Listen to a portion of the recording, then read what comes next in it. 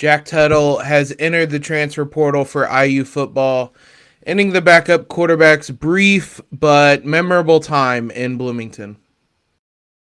You are Locked On Hoosiers, your daily podcast on the Indiana Hoosiers. Part of the Locked On Podcast Network, your team every day.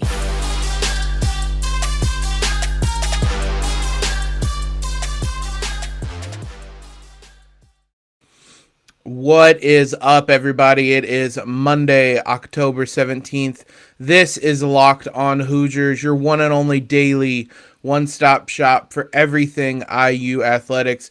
I'm your host, as always, Jacob Rude. Want to thank you guys for making us your first listen every single day.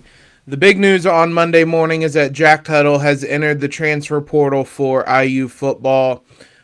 Perhaps only surprising in that he was a captain still for the team, but outside of that, not entirely shocking to see him enter the portal, especially ahead of the winter, so he can enroll somewhere else and join the new program earlier. Also not shocking because simply it was pretty clear he was not getting the starting job this season, barring any sort of injury, which is really the only way he's been able to play in Bloomington the last couple of seasons. For all of the discussion on Twitter and social media, Bazelak was not losing this job. He had, I don't want to say a strong game on Sunday, but 29 of 42 with 3 touchdowns. Wasn't awful. He had a couple of interceptions, but IU is clearly riding with Bazelak is the point, and Tuttle was in the back seat, and ultimately Tuttle is a good quarterback. He can probably play for a lower Power 5 school, which, I mean, describes Indiana, but a lower Power 5 school or really any kind of mid-major. It'll be interesting to see the teams, the programs that are interested in him. He also, I mean, he had his shot to win the job this offseason, and he lost. It seemed like it was as 50-50 as they could make it coming in. They both had chances. They both were given opportunities. I think it's pretty clear watching the games that there's a lot of stuff Bazelak can do that Jack Tuttle can't. There's just that little more zip on his passes. He has a little bit better arm. Can make some of those bigger throws that Jack Tuttle could not. I think Jack Tuttle is a great game-managing quarterback, but to be a game-managing quarterback, you need a good run game, a strong offensive line, some proven wide receivers, and IU does not have a good offensive line, does not have a run game, and coming into the season did not have anything proven in terms of wide receivers. So I can understand why he kind of fell behind the 8 ball a little bit and could not get the job. But look, IU fans should have nothing but happiness for Jack Tuttle's time in Bloomington, specifically that 2020 season. That Wisconsin game I'm always going to remember very, very fondly. If not just because of kind of what happened afterwards with the celebration with Tom Allen as the players walk by and are embracing him. I think that's kind of the indelible mark Tuttle will leave on this program, is just being a part of that season, being a part of that specific victory. It was a memorable one. It also just kind of highlights, it was such an odd game. He only threw the ball 22 times, had a couple touchdowns though. It was a brief time in Bloomington, as I said in the opener, and he struggled in other outings. I mean, in the same bowl game that year, he struggled, although he had injury. He struggled last season behind a very porous offensive line, and then he eventually gets injured himself. He was just never able to separate himself from the competition, whether in 2020, whether in 2021. That led to them kind of seeking out Bazelak. But again, ultimately, I will forever be grateful for what he helped this program do in that 2020 season. I wish him the best moving forward, but he will, like I said, it'll be interesting to see where he lands. I think he's a good quarterback. I think he can land at a program that he can play a big role in, and I wouldn't be surprised if he's winning games next season, because if you get him in the right situation, I could see him being that game manager type that is able to take care of the ball, and may not be forced to make the big throws or throw under pressure, things like that. And if you get the right system around him, I could see him being a quarterback that can lead a team to a bowl game. Doesn't mean IU did anything wrong necessarily with his time here. It was just how things panned out in a different universe. If IU doesn't have such a terrible offensive line, maybe he's able to play through the 2021 season, not look as bad, and maybe Bazelak never shows up, whatever it may be. Outside of playing the what-if game, what did happen is he did help us in that 2020 season, which I think everybody's going to remember fondly. He was a part of that, and we thank him for that, but ultimately this team is moving forward without him. They're moving forward this week after a loss against Maryland. Look, they had their shots in this one. We're going to talk about the some of the big takeaways from this game. Another frustrating loss that kind of seals IU's fate when it comes to bowl game and whether or not they'll be in it this year. Before we talk about any of that, though, the numbers do not lie. In the last decade, over 4 million people have chosen SimpliSafe Home Security to protect their home. You don't earn the trust of that many people without doing something right. At SimpliSafe, your safety is the only thing that matters. They protect you with cutting-edge security technology powered by 24/7 professional monitoring agents who have your back. Here's why people love it. You can, with 24/7 professional monitoring, you can get calls from SimpliSafe agents in the moment, anytime a threat is happening, and dispatch police or first responders in an emergency, even if you're not home or can't be reached. SimpliSafe blankets your home in protection with advanced sensors for every room, window, and door, HD security cameras for inside and outside your home, smarter ways to detect motion that only alert you when a threat is real, and even hazard sensors that instantly detect fires, floods, and other threats to your home. Our monitoring experts use proprietary advanced response technology to visually confirm when a break-in is real, so you can get the highest priority police dispatch. So go customize your own perfect system for your home in just a few minutes at simplisafe.com/lockedoncollege. Save 20% on your SimpliSafe security system when you sign up for an interactive monitoring plan and get your first month for free. I love free. Visit simplisafe.com/lockedoncollege to learn more. There's no safe like SimpliSafe. Big thanks to all you guys for making Locked On Hoosiers your first listen every single day, your first watch as well. Shout out to all of you who helped get the YouTube to over 500 subscribers. Our new mission, as I've said a couple times, is to head on over to Apple, leave a review over there, give us that 5-star review so we can get in front of more eyes, keep this audience growing. Also, thank you to you guys. This Monday episode's going up late. Had a wedding over the weekend, so I'm playing catch up as one tends to do after a weekend wedding. So I had to watch the game on Monday morning, but that means maybe a little bit of a fresh perspective on this one. It doesn't make it any less frustrating. In some ways, it seems like the same old song and dance with IU, is that they're just right there, they're just close, but they do it to themselves. They shoot themselves in the foot, and this one had the trademarks of all the those perfect, frustrating collapses that IU football always tends to put forth.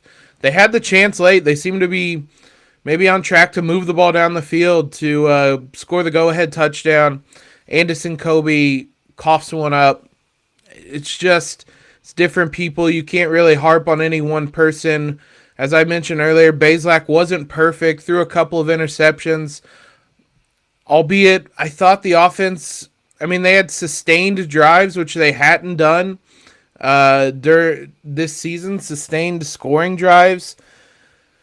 They still lost the time of possession by over 10 minutes, which, I mean, under Walt Bell, as long as he's here, that's just not going to be something IU's going to win. They're not interested in a time of possession battle. But ultimately, losing to a backup quarterback, losing to a comeback from a backup quarterback, that's tough. That's a new one I can't remember happening to IU football in a while, at least. Which, thoughts off to Talia Tagovailoa. I haven't seen anything about his injury. It didn't look great. I mean, especially when you're getting carted off the field, it doesn't look great. There has been no word as of recording this late Monday morning of his status. You have a backup quarterback come in and you can't stop him is frustrating, and that's what I'm getting at with these typical frustrating Indiana losses. You can complain about officiating. I know Tom Allen didn't like the call against Devon Matthews late. My theory, or my kind of take, has always been you play silly games, you win silly prizes. I don't know why you're, on one hand, I don't know why you're standing over someone on second down like that. It felt silly, but at the same time, those types of plays happen throughout the entire game. And honestly, if Devon Matthews did that and just turned his head to look at Tywan Mullen instead of the wide receiver, I don't know that they throw the flag, because, I mean, I wasn't even looking for it, and there were a couple similar taunting, quote-unquote, for those not watching on YouTube, types of plays that could have been called. I think it was a pretty silly flag, but I don't know why you're standing over someone on second down when you still need another stop to force a punt. So, I mean, those types of plays happen. It was a silly flag, but you play silly games, you win silly prizes. And that's just an example of IU shooting itself in the foot that it did through a lot of this game. It was a lot of self-inflicted wounds that they had their shot. I mean, you can kind of kiss away bowl game hopes. I was going to mention this later, but this was it. IU had to win this game unless you're picking three of Ohio State, Penn State, Michigan State, Purdue, or Rutgers that you think IU can beat, which I don't think they can beat. I don't know that there's a single win left for the Hoosiers. So, I mean, if you want to zoom in on the Maryland game specifically before we do anything big picture, third downs, it's such a odd dichotomy because IU struggled with them, 4 of 13. Maryland did not, 8 of 17. And I got back to kind of thinking, we've talked a lot about when Tom Allen took over the defensive play calling, I kind of had an expectation of getting back to what made Tom Allen's defenses so good in the past. One of those things was the ability to get off the field on third down. That's part of what makes a great defense great, is when you get people into third down situations, you hold, you get off the field, you get the ball back to your defense, or excuse me, your offense. IU has struggled with that this season, and they struggled with that. They struggled with that on Saturday. 8 of 17. They were 2 for 2 on fourth down as well. So 10 of 19 on third and fourth downs is not getting off the field. It's those types of things that you just let them stay in the game. And their 2 touchdowns late came on third downs. The 2 final scores for Maryland came on third downs. Talia made some big plays early on. His ability to get out of the pocket was really causing IU problems, I thought, early in the game. They seemed to get a better grasp on it as things went on, but, I mean, late in the game, it's pretty inexcusable. It's hard to really make a lot of good excuses or anything for losing to a backup quarterback like that. Like, that one's really tough to come back from. So, I mean, just getting third down stops and getting off the field is not something this team has been able to do in a couple seasons, but certainly since certainly this season and certainly in this game, and it cost them. It cost them in a big way late. I will say that this team hasn't given up. At this point last season, it started to feel like the team was giving up. And I know there's still a number of weeks left. I think this team is still showing some improvements. The offensive line didn't look much improved, but we spoke all week about that there wasn't going to be just this huge jump. Like, this is a long-term thing. At this point last year, they had just lost to Michigan State, so I'll give them that one. That Michigan State game was very frustrating, but it was a 20-15 loss against number 10 Michigan State. It was the next week when they lost 54-7 to Ohio State, and the wheels completely came off. So I guess we'll have to look to Rutgers next week to know if the wheels completely come off. But it doesn't feel like it. It feels like this team is still fighting. It feels like on both sides of the ball that they're still trying. Like I mentioned earlier, they're still kind of evolving. The offense had some sustained drives. They're trying to put things together, but again, as I also mentioned, the bowl games are gone. So, I mean, not mathematically, so I don't expect this team to just give up. They're still going to believe, but to let a very winnable game like this slip away, we'll see if that has any effect or impact on their mindset for the rest of the season. I don't want to sit here every week and say, well, this is a point where they give up. This is a point where they give up. But after last season with how badly things spiraled, it's just kind of one of those things to monitor. I think this might be about the point IU fans turn the page and start to really focus on basketball, which we'll have that coverage for you this week. But I don't think this team itself is turning the page on this season yet. They're still fighting, which is admirable and what you want to see from your program. We'll still keep tuning in here each week to watch IU football, but hopefully it comes with some more wins later in the season. Let's highlight a couple players who stuck out, I thought played well on Saturday. Before we do that, betonline.net is your number one source for football betting info this season. Find all the latest player developments, team matchups, news, podcasts, and in-depth articles and analysis on every game you can find. And as always, BetOnline remains your continued source for all your sport wagering information with live betting and up-to-the-minute scores for every sport out there. The fastest and easiest way to check in on all your favorite games and events, including MLB, MMA, boxing, even golf. Obviously, college football is on there, and NFL. I used BetOnline this weekend while I was with some friends in Philadelphia to bet on some lines. If you want to look at the Hoosiers this weekend, they're only a 2.5-point underdog on the road. So if you're feeling froggy, if you think IU is able to pick up a big road win, head on over to BetOnline.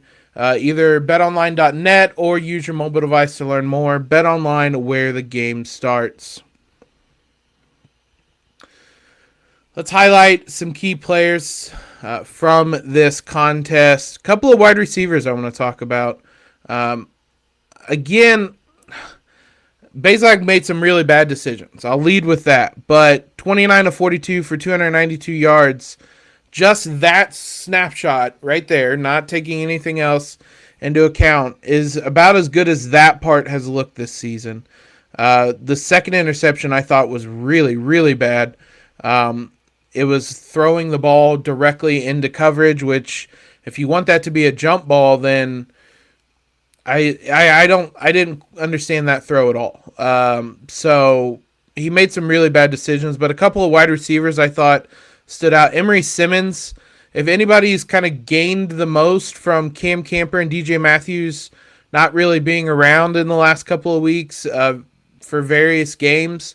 I know Camper only missed one game. DJ Matthews was kind of available, but didn't play a whole lot. Simmons, I think, has taken the biggest leap. 6 catches for 99 yards, a 40-yard catch that if Bazelak just leads that a little bit more, maybe it's a touchdown or an even bigger reception. He also was the recipient of that double-tipped pass in the final drive where it was just, I don't know what that was. The football gods just taunting IU with like back-to-back passes that are tipped that they catch. Like, football gods are cruel. But Emory Simmons had 6 catches for 99 yards, as I mentioned. It took a lot to establish a couple guys out of this wide receiver room because there was a lot of talent and nobody had really proven anything. Cam Camper, Emory Simmons, both have been terrific. There's been moments Anderson Kobe has looked solid. It's going to be really hard to overlook that fumble at the end of the game, though. So I still wish they would include Donovan McCauley more. They included him in a pass, so I guess that's something.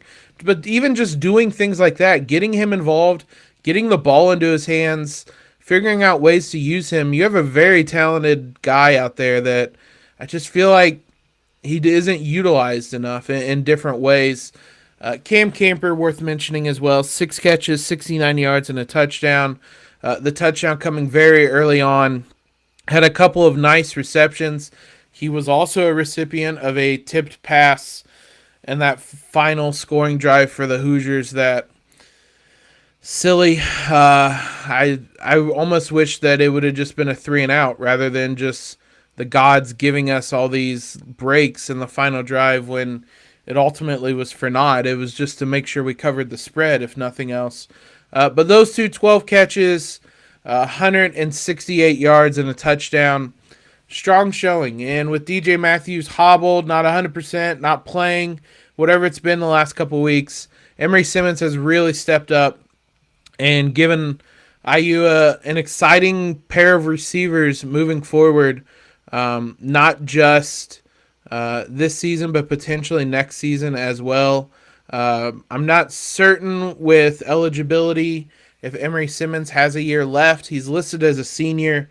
I don't know if he has one more year, but Cam Camper is listed as a junior, so he should be back. Cam Camper, when he's been healthy, has been statistically one of the best wide receivers in the Big Ten this season. He may fall down that list now that he's missed a game and not been able to put up those numbers, but he's been exceptional this season. So shout out to him for, again, we've mentioned it a lot of times, coming out of nowhere.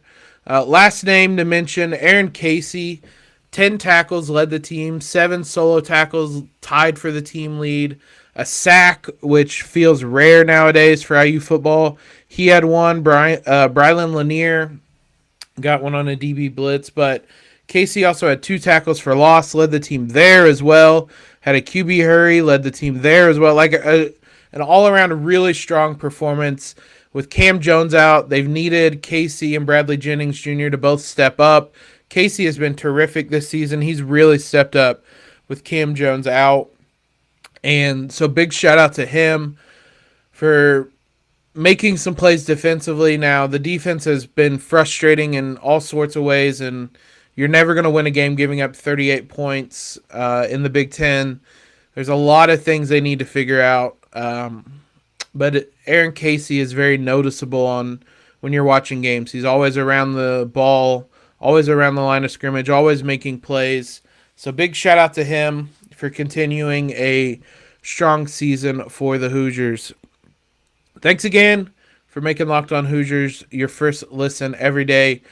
We'll be back with you tomorrow to do some more men's basketball previews. We're still in a basketball mindset. The season is closing in on us. We're going to continue previewing some of these players. So know what your team is up against across the Big Ten with Locked On Big Ten. Everyday host Nate Dickinson and the local experts of Locked On take you across the Big Ten in 30 minutes. Make Locked On Big Ten your second listen. Locked On Big Ten. Follow us on Twitter if you have not already at LO_Hoosiers. Subscribe to the podcast. Leave a quick rating and review. Most importantly, though, guys, hope your week starts off great. Hope Monday is awesome for you. And as always, LEO.